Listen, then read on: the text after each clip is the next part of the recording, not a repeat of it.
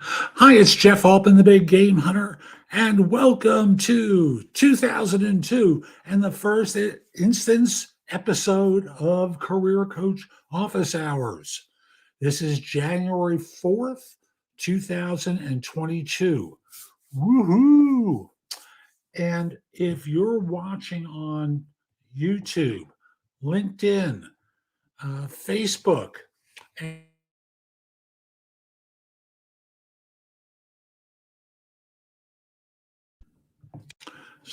for some reason I'm getting muted from time to time. So if you have a question for me and you're on LinkedIn Live, YouTube, a Facebook Live, put it into chat. I'd be happy to answer your questions.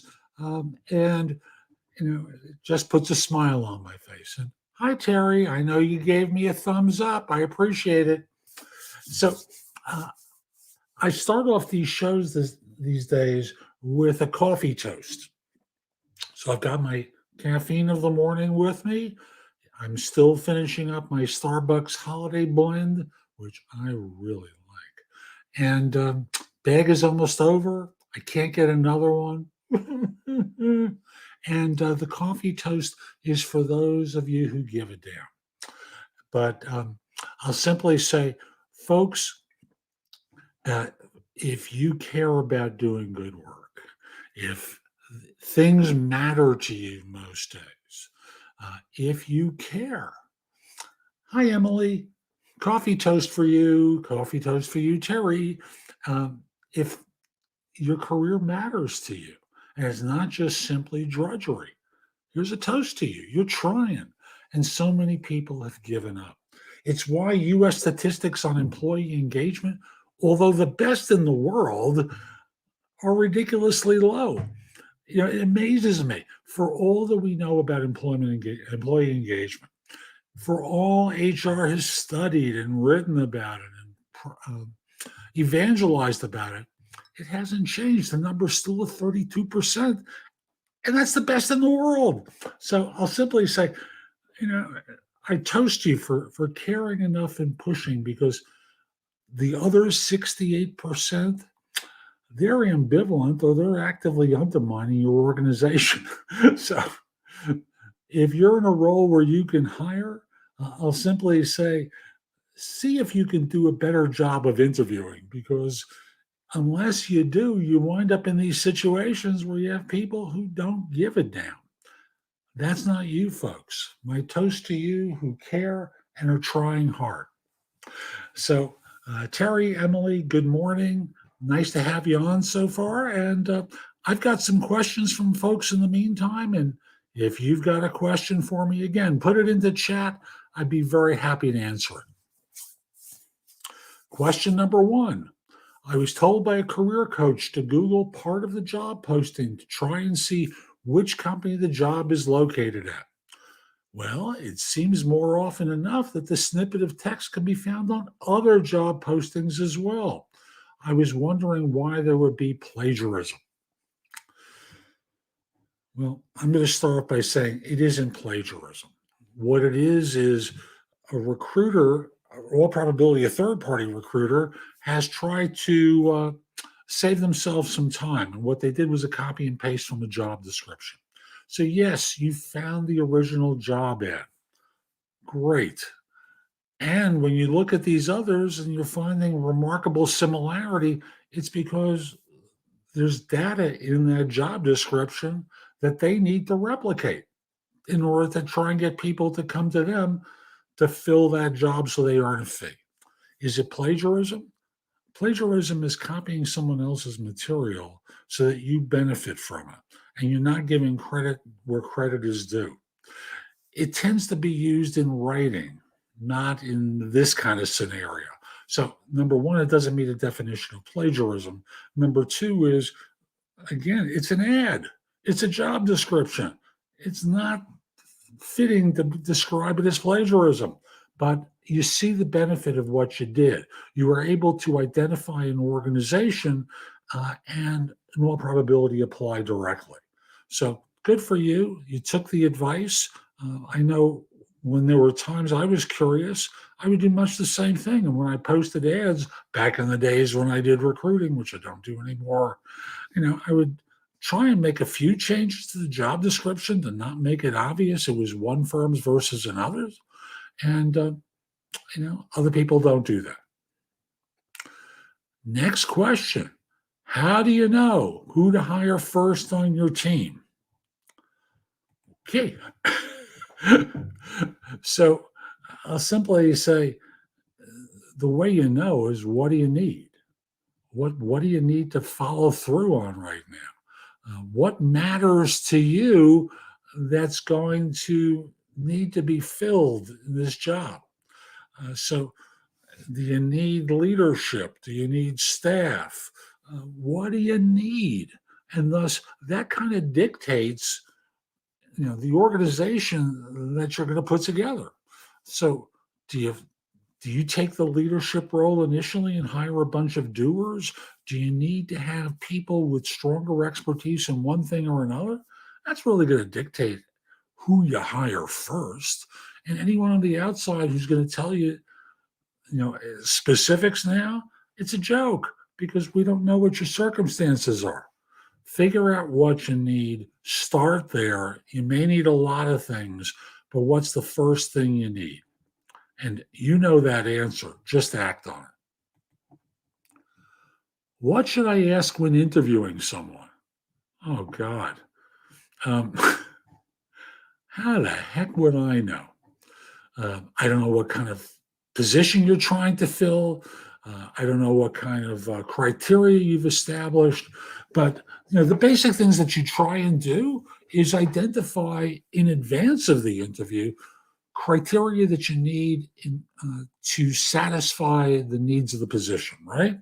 And thus, from there, you want to start off a general conversation, but the goal is to get down into the specific, get down into the weeds, so that you understand whether they really know what you need them to know in order to satisfy the requirements of the position.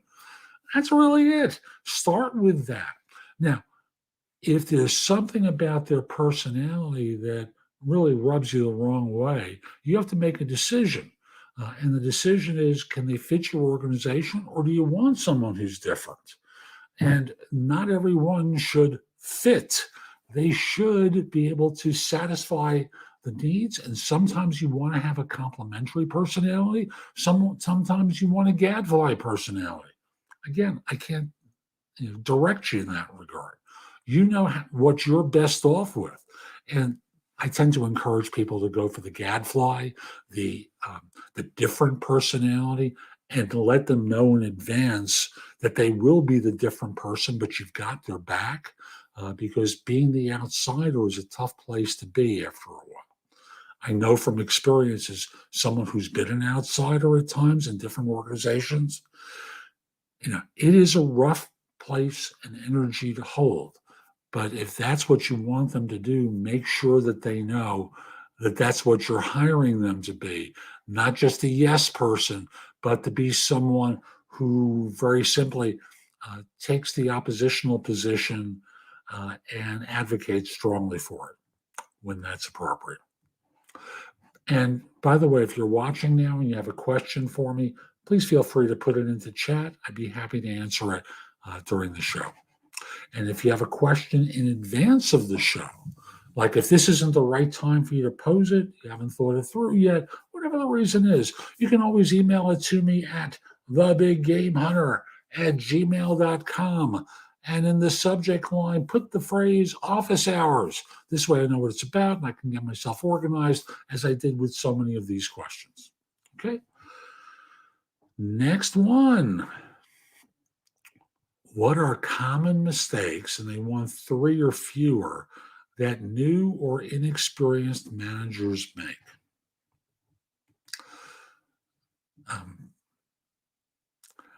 New managers are often promoted by organizations into manager roles, and they don't lay out the clear distinction between themselves and their former peers and colleagues. You're in a new position. You want to hear what they have to say, but your role is different than theirs. And thus, you're not going to necessarily agree with them all the time, but you want to hear what they have to say. And they may get annoyed at you because you're not agreeing with them all the time. Often, what happens is when people step into manager roles, their former friends feel the difference. Like there's an energetic shift that takes place.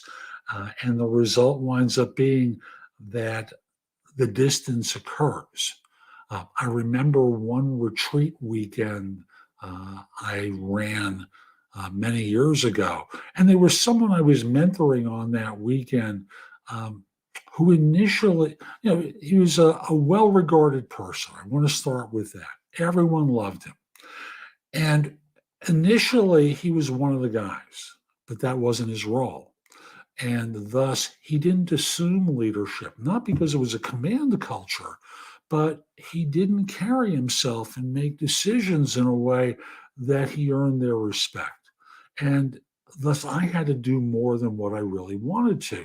And I know it ticked him off because he came to me, angrily. He was a good friend of mine.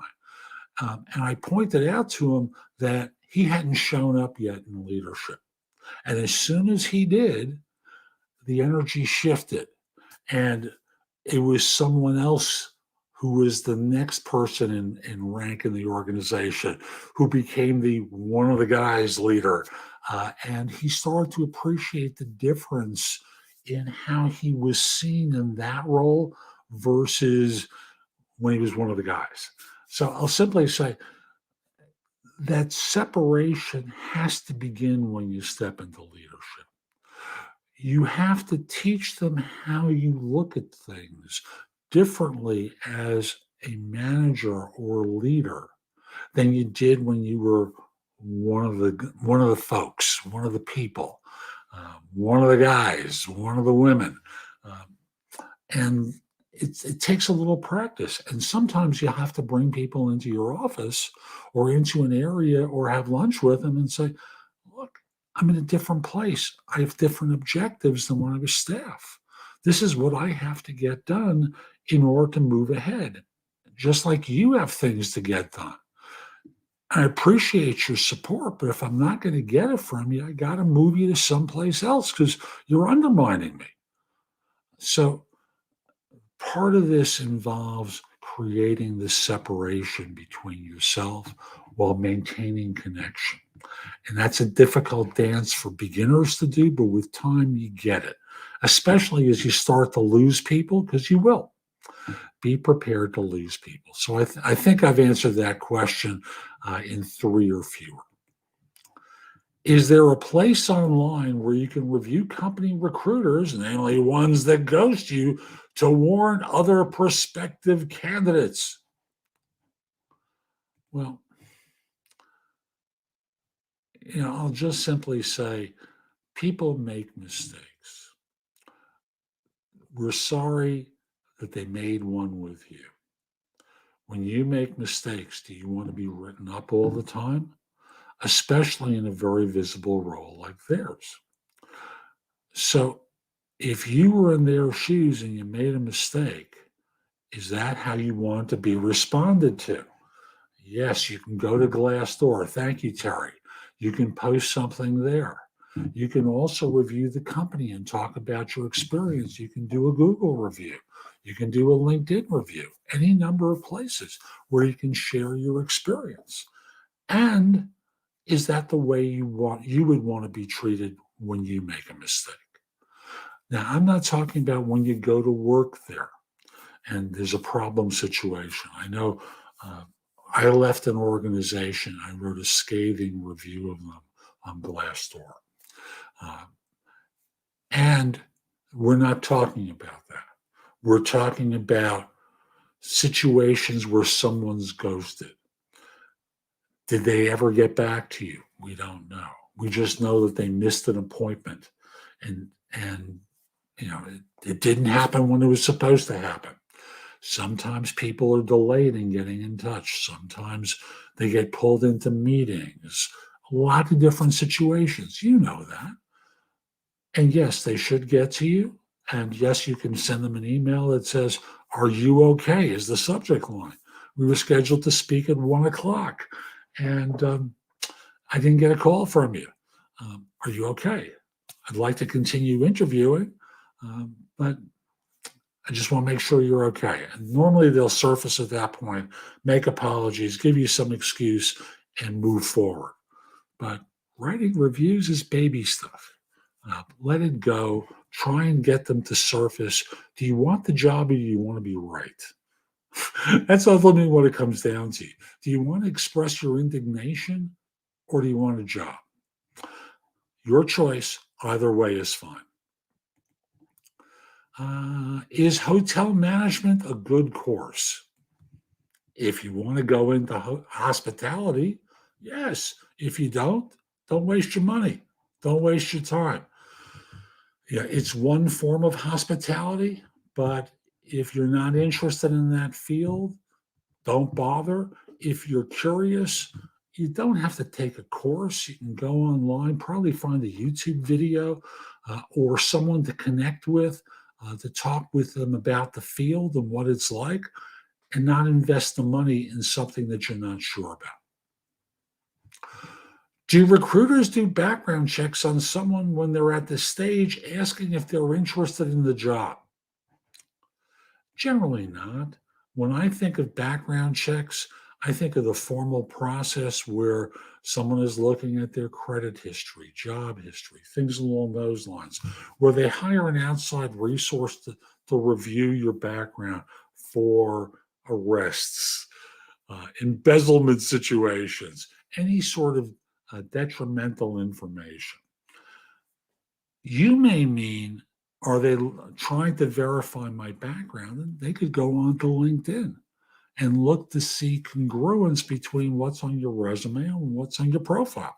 So if that's what you mean, they can do it at time of initial contact or before initial contact. But the formal background check where they're hiring an outside resource, not until they're ready to make an offer. Right, Terry? You know that, right, Terry? So, uh, what are the most effective and proven time management techniques? That's it. That's the question. What are the most effective and proven time management techniques? I've got a great answer for you. Anyone that you're willing to follow. And you have to be prepared to follow them because almost all of them work. The question is, people give up on them and they don't follow through. And thus they wind up in situations where time goes by, they're not organized, and they blame the time management technique. And it's not that, it's them. You have to be committed to taking action and following through. If you're not committed, nothing's going to help you. Can you fire an employee for not answering calls or coming into work? Let me break that into two parts. Can you fire an employee for not answering calls? Well, actually, let me do it the second way. For not coming into work. Yeah. And, you know, you're not working. They have an expectation that you're going to work. You've exceeded the number of days that they've given you for absenteeism. You're not performing your job. And in terms of not answering calls, I'm going to link the 2 points together because they're in the question. You're out of work, you haven't shown up, they call you, you're not responding. What do you think they're supposed to do? You know, they want to know that you're okay. Why aren't you coming in? They have an expectation that you're going to show up for work, as any employer does. After all, you want money, they want something done. You know, it's supposed to link together. But you're not showing up. You're not calling them to say that you're not out. Of course, you can be fired. You might be put on a performance improvement plan before then, because I must, in all candor, say the kind of person who does that, does the not coming into work and not answering calls is the kind of person who isn't performing in their job. So they can put you on a performance improvement plan, warn you, or they can just get rid of you. Depends on your seniority as to which option they might take. The less experienced, the more junior you are, the more likely they are to get rid of you. Yeah, I apologize if I mispronounced your name, Shawar. Hi, how are you? Welcome. Glad to have you on board. And if you have a question for me, anyone, if you got a question for me, put it into chat. I'd be very happy to answer it. Or in the future, if you want to send me a question, you can email it to me in advance at thebiggamehunter@gmail.com. In the subject line, put the phrase office hours. This way I know what it's about. I can get myself organized. It just makes it a little bit easier for me. Now, let me come to the next question. The answers I get on career quizzes are always jobs that are impossible for me. For example, video game designer or film, and I live in the Midwest US and don't want to move.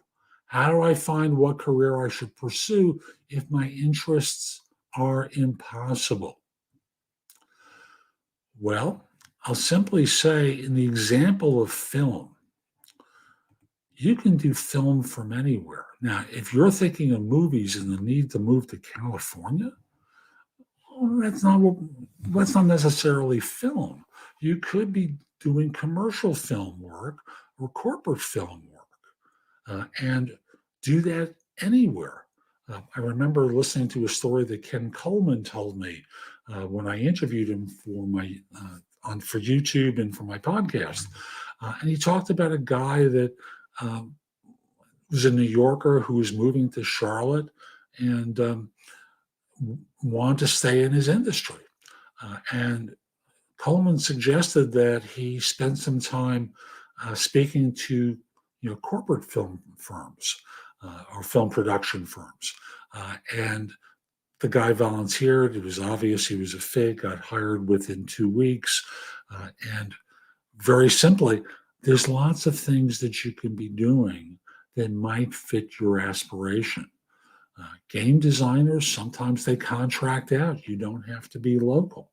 Film, any number of possibilities, including starting your own business doing corporate film work, starting your own business and being contracted to do elements of it. Lots of things that you can do without having to move to one of the coasts. Let's keep going.